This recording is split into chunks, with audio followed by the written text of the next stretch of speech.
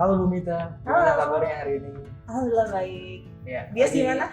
Puji Tuhan baik juga Ibu. Alhamdulillah. Jadi hari ini aku mau ngobrol sama Bu Mita berkaitan sama isu-isu lingkungan nih yang ada di Indonesia khususnya. Jadi ya mungkin nanti Ibu juga bisa kasih insight baru ke teman-teman semua. Boleh banget.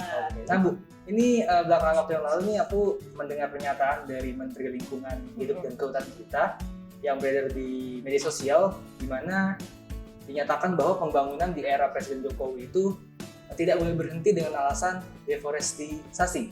Ya. Nah,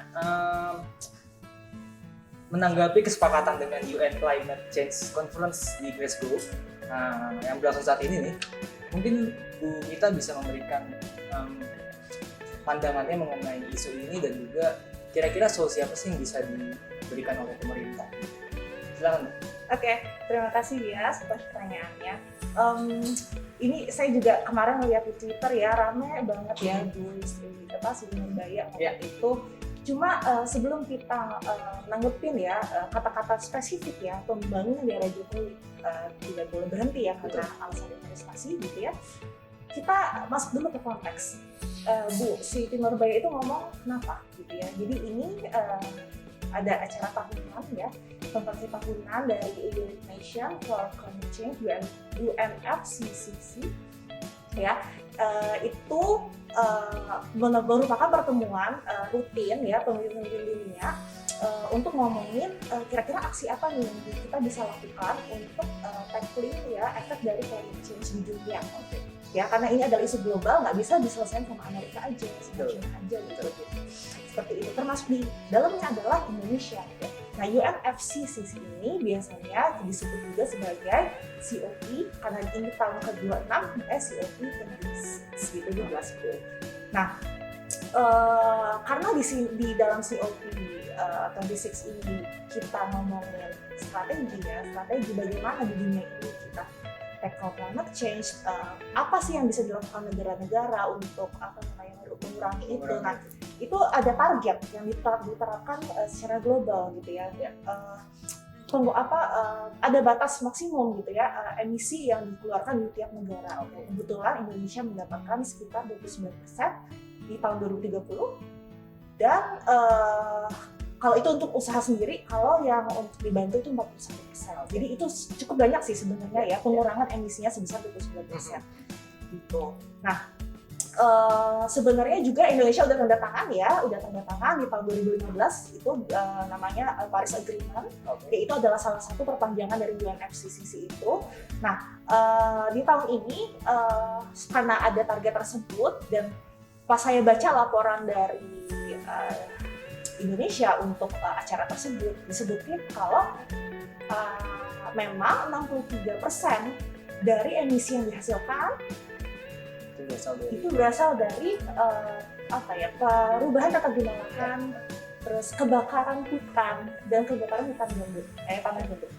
Itu memang itu setengahnya lebih ya dari situ. Kalau misalnya kita tambahin sama sektor energi, jadi lagi 90%. Wah, itu emang besar sekali gitu. Jadi memang pelik ya di situ. Di satu sisi kita punya target ambisius seperti itu yang dimana target itu mengikat secara hukum ya. Indonesia udah ibaratnya Jokowi itu udah tanda tangan dan itu udah kita masukkan ke dalam undang-undang kita. Ya, Undang-Undang Nomor 16 2016 kalau nggak salah ya, udah kita masukkan ke undang-undang, jadi itu udah mengikat kita.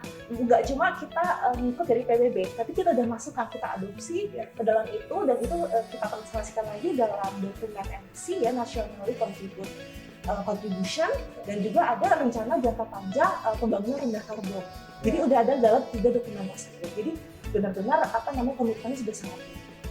Nah, di satu sisi juga itu menjadi pelik kenapa si Nurbaya ngomong gitu. Di satu sisi kita punya mandat UUD 45 ya nggak, untuk menyediakan menjadikan masyarakat yang sejahtera ya, berkeadilan.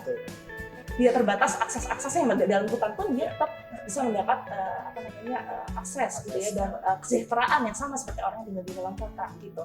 Dan di dalam visi Indonesia 2045 juga dimasukkan gitu ya, kita ingin sejahtera, kita ingin keluar dari negara berkembang gitu ya, di situ ya.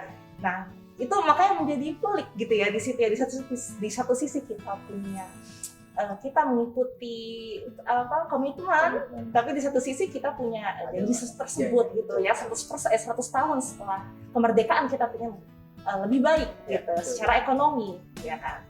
Nah dari situ aja kelihatan ya bias ya, agak pelik ya gitu ya, kebayang gitu ya Bu Siti Nur bingung ya gitu, bukan bingung ya,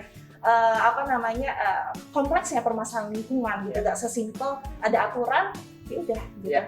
Even udah jadiin UU juga itu harus agresif mitigasinya ya, cara-cara penanganan harus agresif ya. Ada beberapa skenario kalau misalnya masih kayak business as usual itu targetnya nggak akan tercapai. Oke, nah menanggapi hal itu sebenarnya ya kalau kita lihat pembangunan itu ya kita nggak bisa juga kita anti dalam pembangunan. Pembangunan itu perlu. Gimana pembangunan itu perlu? Akan tetapi pembangunannya seperti apa? Nah pembangunan itu nanti ada 2 instrumen yang saya ketahui ya, kebetulan saya pelajarinya juga. Itu pembangunan namanya rencana pembangunan jangka menengah. RPJM, ada yang jangka panjang, jangka menengah, ada jangka pendek. Kebetulan yang sering kita dengar itu adalah yang jangka menengah. Kenapa? Karena itu biasanya dibikin sama kepala daerah yang terpilih atau kepala negara terpilih, dia bikin RPJM gitu. Nah dari situ rencana pembangunannya itu nggak akan bisa diserahin. Karena rencana pembangunan itu kan ada program-programnya banyak banget tuh. Dia nggak akan bisa diserahin kalau nggak punya namanya kajian lingkungan hidup strategis, namanya KLHS. Dia harus ibarat dikawinin sama si RPJMD. Dia jadi ibaratnya si kepala daerah ini dia nggak akan bisa dilantik kalau kebijakan dia tidak sesuai dengan si KLHS. Nah, apa sih isi KLHS adalah rencana pembangunan jangka menengah ini? Kamu pernah dengar nggak sih sustainable development goals? Sebelumnya saya sempat dengar. Pernah dengar pasti pernah dengar, semua orang pasti pernah dengar. Kalau bahasa Indonesia adalah tujuan pembangunan berkelanjutan, tahap pembangunan berkelanjutan. Nah di situ ada 17 goal, ya itu ada tidak ada kemiskinan lagi, tidak ada kelaparan lagi, tidak ada sumber air bersih terjamin, pendidikan yang berkualitas, kesetaraan gender. Goals-nya ada 17, intinya ada climate change dan lain-lain, intinya 17. Dan 17 itu memastikan pembangunan di seluruh dunia ya di bawah UN itu dia sustainable, berkelanjutan. Dan kalau namanya motonya no one's left behind, nggak ada yang ditinggalin. Ya inklusif lah, intinya inklusif banget gitu. Nah si KLHS RPJMN itu make sure ya nilai-nilai dari si 17 goal itu tercapai. Mungkin nggak semua, tapi yang prioritas sesuai sama karakteristik daerahnya dan ada juga yang wajib. Gitu ya. Jadi kalau kita udah memenuhi itu, ya udah artinya pembangunan itu bisa dibilang ya dia memenuhi aspek ekonomi, lingkungan ya, terus ekonomi, sosial, lingkungan, dan satu lagi tata kelola. Jadi itu kita bisa ngomong berlanjut ya, jadi keberlanjutan itu makanya nggak cuma lingkungan aja tapi macam-macam. Nah satu lagi ada namanya kita pembangunan dari sisi tata ruang. Kamu pernah main SimCity nggak? Pernah. Pasti pernah. Sampai berkeluarga tuh. Iya, kalau itu biasanya The Sims biasa. Kalau SimCity itu kita kayak ibarat naruh mall di sini, kita naruh jalan highway. Tata letaknya ya. Iya, nah kalau turnamen itu sebenarnya di Indonesia sendiri ya di pemerintah sendiri ada yang berperan seperti itu. Ya sebagai SimCity tapi buat Indonesia ya, ada skala Indonesia, ada skala kabupaten, provinsi, kota dan yang lain ya. Ada yang berperan, ada yang namanya dokumennya, itu namanya RTRW, Rencana Tata Ruang Wilayah. Jadi bukan rukun tetangga keluarga ya, kalau misalnya di aspek tata ruang, RTRW itu rencana tata ruang wilayah. Dan di dalam dokumen itu isinya arahan-arahan ya, kayak SimCity, daerah tersebut misalnya kota Jakarta, fasilitas mana ditaruh mana, struktur jalan mana ditaruh mana. Terus area ini penggunaannya buat apa? Buat konservasi kah? Area ini buat komersial kah? Kebayang nggak sih? Jadi di situ tuh ibaratnya kayak SimCity ya, kita ngatur gitu, di sana ditaruh apa, dan penggunaannya seperti apa. Jadi pola ruang sama fungsi ruang itu diatur di situ. Sekali lagi itu nggak akan bisa disahin kalau nggak ada KLHS. Jadi KLHS ada KLHS RPJMD, ada KLHS RTRW. gitu ya. Di situ ada 2. Dan dalam si KLHS-nya RT RW ini agak beda. Kalau yang KLHS RPJMD itu dia berdasarkan SDGs yang ada 17 diturunkan dalam 309 dikto. Kalau yang ini dia ada 6 ya. Itu saya agak lupa. Daya dukung dan daya tampung lingkungan, terus resiko lingkungan hidup, jasa ekosistem, keanekaragaman hayati, dampak terhadap perubahan iklim. Jadi kebayang ya itu ibarat di-assess lagi, dikaji lagi apakah SIM-nya kamu itu udah memenuhi aspek itu. Yang mana yang tadi saya sebutkan itu kurang lingkungan apa. Dan itu benar-benar yang saya sebutin tadi itu nggak bisa dikerjain orang PL aja. Orang PL tuh ngeliat.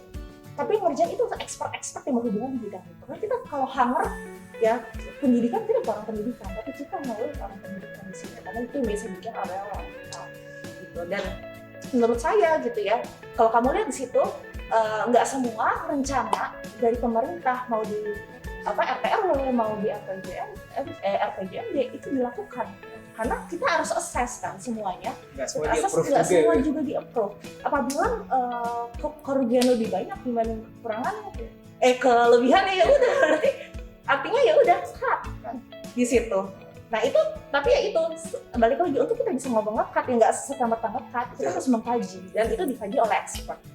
Dan diawasi sekali lagi ya ini mungkin dia harus jadi garis galau diawasi oleh masyarakat. Jadi masyarakat itu ada public consultation selalu di situ gitu. Jadi sebenarnya cukup menarik ya apa yang tadi kamu bilang gitu ya, pembangunan itu ya ada tapi itu kita harus mencari berkelanjutan atau enggak gitu. Dan ini tadi juga kita pingin deforestasinya kan berkurang ya. Sebenarnya ambisius banget loh. Kita deforestasinya itu pingin berkurang setengahnya, cuma tinggal 0,3 juta hektar per tahun dari yang sebelumnya 0,9. Itu ambisius banget ya. Tapi memang itu bagaimana PR-nya kita punya target seambisius itu, terus pemulihan lahan gambut, pemulihan lahan rusak, dan kita di satu sisi kita punya pembangunan yang harus dijalani. Nah itu sebenarnya kompleks. Jadi itu PR sama-sama lah gitu. Oke. Semoga cukup menjawab ya. Terima kasih Bu Mita.